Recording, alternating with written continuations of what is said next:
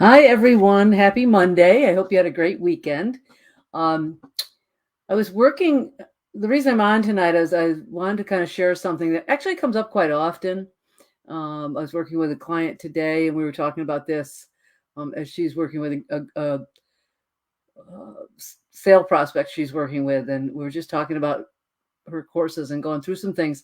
And what came up is the idea of following the horse through the turn more to come up with better distances.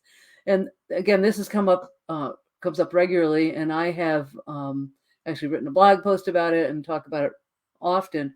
And just thought tonight I would talk about it again because I think it's something people really need to think about. I judge horse shows and I watch in the horse shows, where people get caught up in the turns and stuck in the turns and so worried about their distances when they get to the jumps. But the problem is they've left the whole distance back in the turn. So the first thing I kind of want to talk about is to really stop thinking about distances all the time. I got to find the right distance. I got to find the right distance. There's a couple things going on with there. You get so caught up in the distance that you almost becomes a self-fulfilling prophecy. Like you're like, oh my gosh, I got to find this distance. I'm not going to find the distance, and you're so stuck on it that you're tense and you're going to miss the distance because you're worried about it. And you get stuck on the distance and you lose connection with your horse and the flow and what's going on with your horse. What you really want to think about is what's happening with your horse. And if you get all that working, then the distances will just happen, and you can get that idea of distance out of your head. You understand what it is. You need to leave a certain distance from a jump, but you stop thinking about it and you start riding the horse and the track and everything that you're on. So first, that means creating a good solid canter. Get a good canter, quality canter, a good solid medium canter.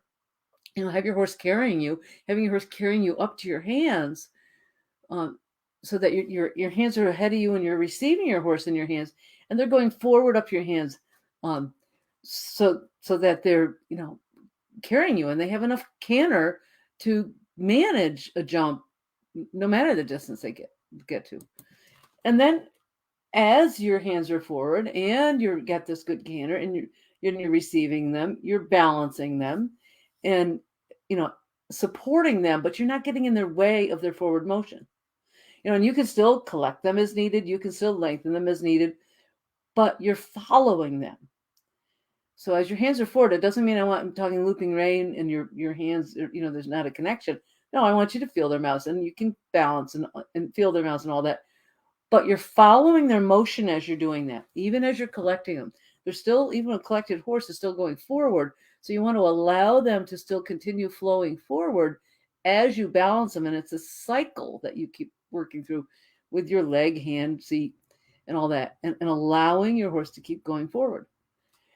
And then at the same time, you need to be thinking about your horse being straight. So, is your horse straight on the track that you're on?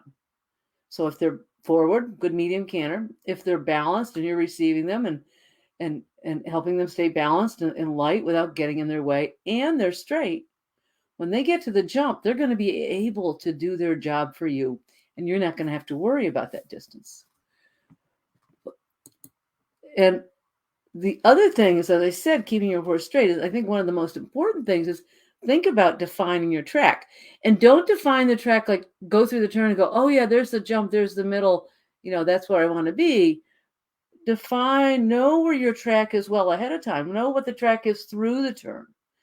Know what the track is going into the turn. Know what the track is going to be at the top of the turn. Where you're going to be out of that turn, and also where you're going to be on the other side of that jump.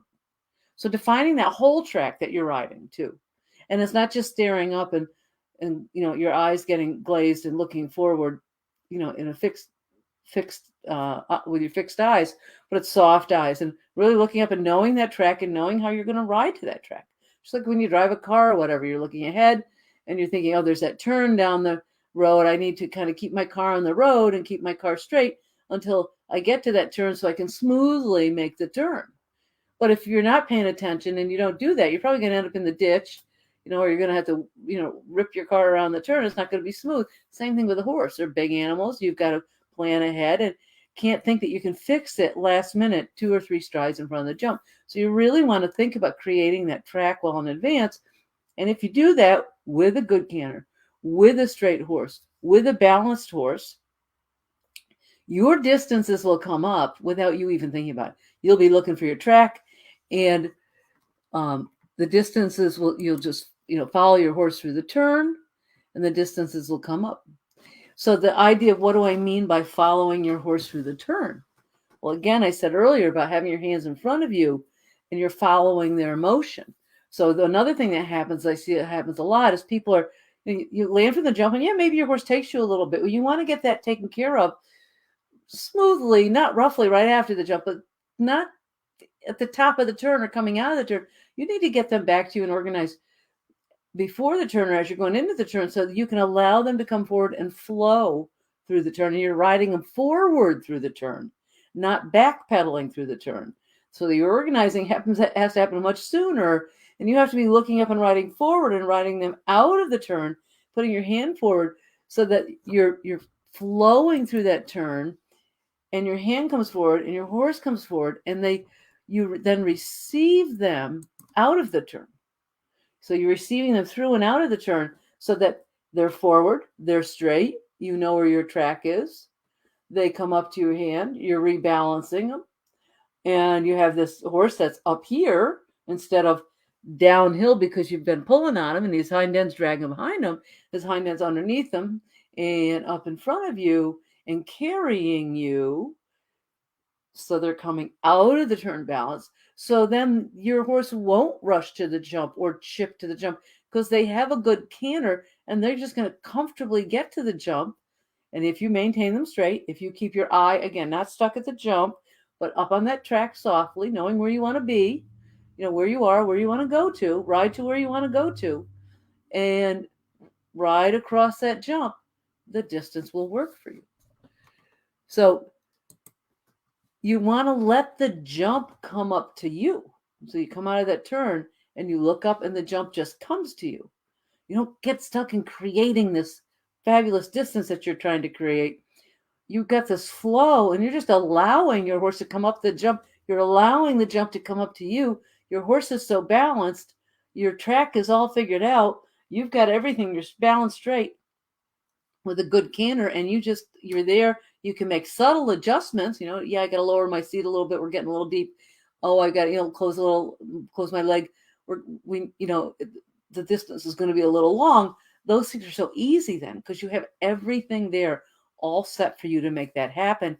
And you're on your track and you're not overthinking. You're not getting stuck in that distance, mindset of worrying about it, and just almost like I said earlier, self-fulfilling prophecy of creating a not good distance. And I see it all the time, and I work with riders a lot on that, about just learning to follow their horses through the turn and ride them forward through the turn so they come out of the turn. Now, that doesn't mean you're flying around. It means you're balanced and you're forward and you're flowing, but you're not getting in the way of their forward motion as they go through the turn. Doesn't mean you can't balance them, but you can't stall them out, because boy, if you stall them out in the top of the turn, then you have nothing, and then that's when you wonder why your horse runs out of the turn and you feel like they always surge to a jump. Well, that could well be why, because you haven't allowed them to have enough motor through the turn, so they feel a need to surge out of the turn to get to the jump, right? Or they just flat out chip all the time, or you get long and weak. Well, that's because their balance is low and their hind end is left out behind. They're leaving a lot behind them, and so they either leave long or they chip, and and then you're struggling at the jump to try to fix it. But if you get that all done through the turns and from your first canter, I talk to riders too, on your circle, establish your straight. When you start, whether it's a circle or going up the side of the ring or whatever you're doing, establish that straight horse. If you have a horse that goes to the right shoulder or whatever it does, work on that as you're going up, getting your canter started, your trot, your canter, build the canter, get the right canter, get that balance, feel that flow, get it started right from the beginning so that it's something that you can just manage throughout instead of be creating all the time around the course. So that's just something I wanted to talk about. When I do coaching, I work with riders, so with mindset stuff. this is a mindset issue as well as a technical issue, because writers get so caught up in their with their mindset with this, and worrying about the distances and worrying about doing it perfectly, and then also getting caught up in making the mistake of maybe not having good distance, and instead of landing and saying, well, what do I need to fix, to go to the next jump, what happened there, get worried about the distance and I screwed up and all that, and that's a whole other thing. But all that stuff is stuff that help writers with in mindset, both in clinics, and one-on-one coaching and in group programs, to kind of help writers through that with their individual issues, but also what's kind of been nice for me through the years, all the years I've done training and stuff, I can bring in the technical aspect and connect that to the mindset aspect. So if you want any help with any of that, feel free to reach out to me at lisa@mindfulequestioning.com. If you would like, any help, if you have any questions, I would be happy to answer them and talk to you about if you're interested in setting up some coaching. Have a wonderful day.